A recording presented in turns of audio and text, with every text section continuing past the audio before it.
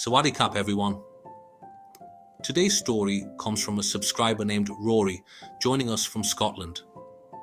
He's a man who, like many of you, navigated the complexities of relationships in Thailand and has a story to share that highlights a topic that is both sensitive and incredibly important: finances.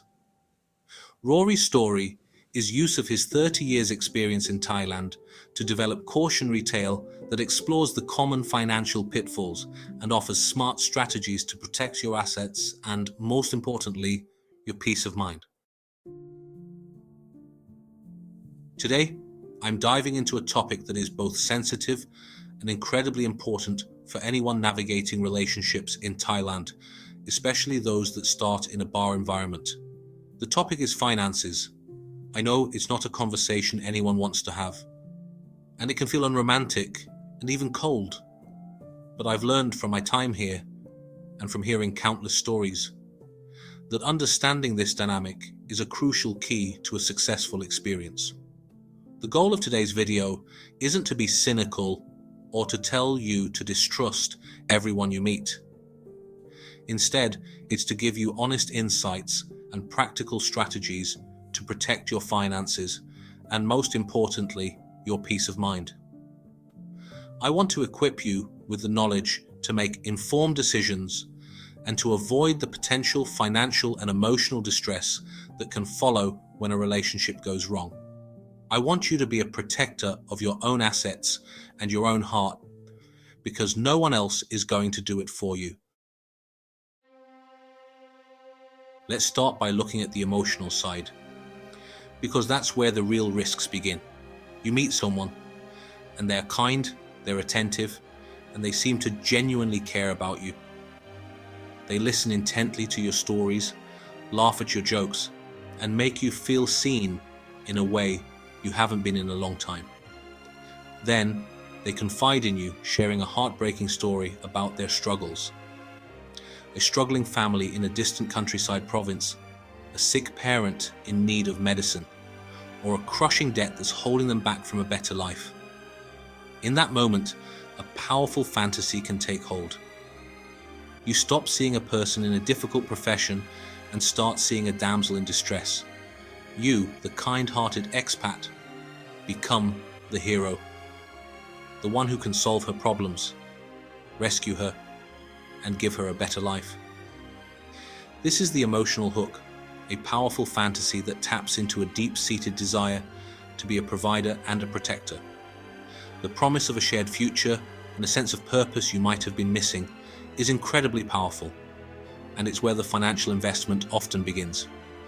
We convince ourselves that helping her is the same as building our future together, blurring the lines between a genuine connection and a transactional one. It's a dangerous path, and it's one many good-hearted people have walked before. Once the emotional connection is established, financial requests often follow a predictable pattern. They're rarely outright demands. They are framed as a shared necessity or a beautiful dream. This is a subtle and powerful technique. The requests don't sound like they're about money. They sound like they're about love, trust, and your shared future. You'll hear about the family emergency. This is a classic and highly effective plea. A message comes late at night, often with a sense of urgency. My mother is sick and needs money for the hospital. It's a plea that is incredibly hard to deny because it preys on your desire to help the person you care about. It positions you not just as a boyfriend, but as a compassionate partner, a rescuer. You feel that by helping, you are proving your love, solidifying your place in her life, and becoming part of her family. The money isn't just money. It's a way to save her mother and earn her gratitude and love.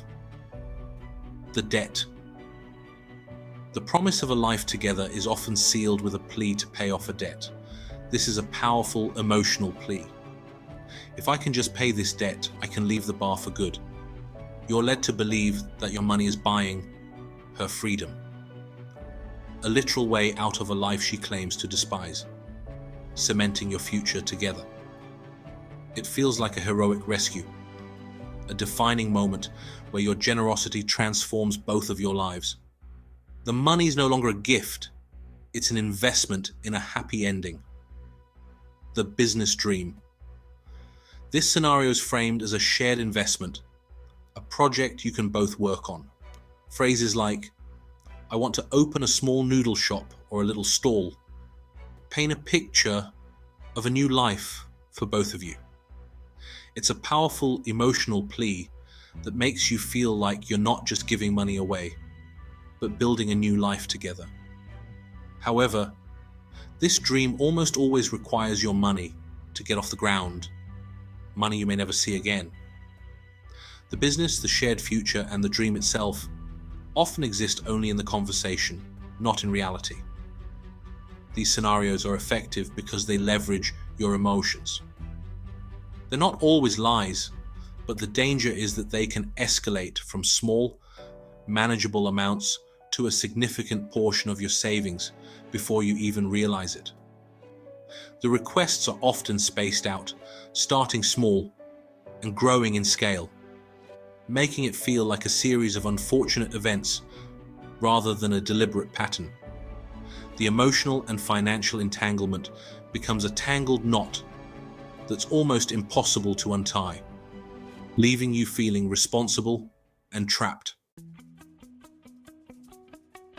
So, how do you protect yourself without becoming completely cynical and distrusting of everyone? It's honestly a balance between being open to a genuine connection and being smart about your finances. Here are some simple, practical strategies that have proven effective for many expats. Set clear boundaries from the start. This is, without a doubt, the most crucial step. Before any money is exchanged, you must be clear about your financial limits and what you're comfortable with. It's perfectly okay to have this conversation. And a healthy relationship will thrive on it. Practice saying something like, "I'm not here to be a provider, but I'm happy to help in other ways." This sets precedent and protects you from the subtle emotional manipulation that can follow. The person you're with will know where you stand, and if they respect you, they will accept your position. Separate your finances. This is really important. You should always have a dedicated fun or travel account with a set amount of money you're comfortable spending. This is your personal budget for living and enjoying yourself. And it's the only money that should be accessible for day-to-day expenses. Keep your main bank accounts and savings separate and private. This provides a crucial safety net and ensures your entire financial life isn't at risk from a relationship that may not work out. Think of it as a form of self-respect. You're protecting your future and your hard-earned money. Never give them your ATM card or PIN. This should be a non-negotiable, unwavering rule. You must always be in control of your own money.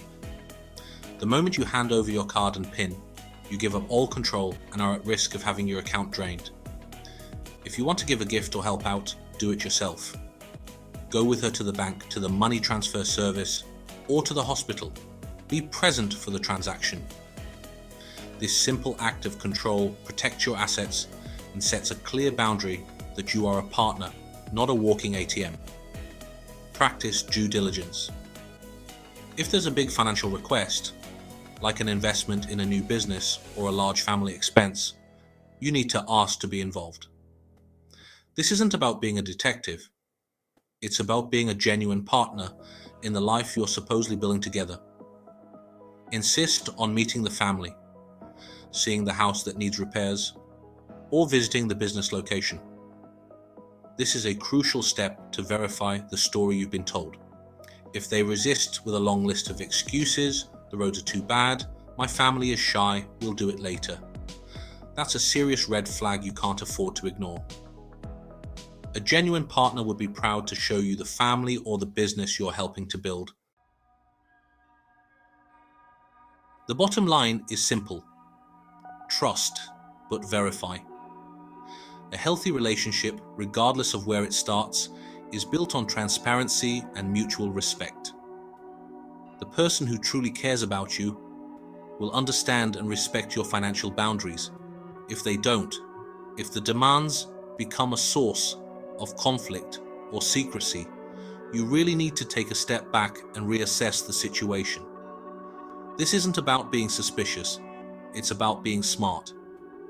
Remember, you deserve a relationship that's built on honesty, not on a financial transaction where your love is measured in baht.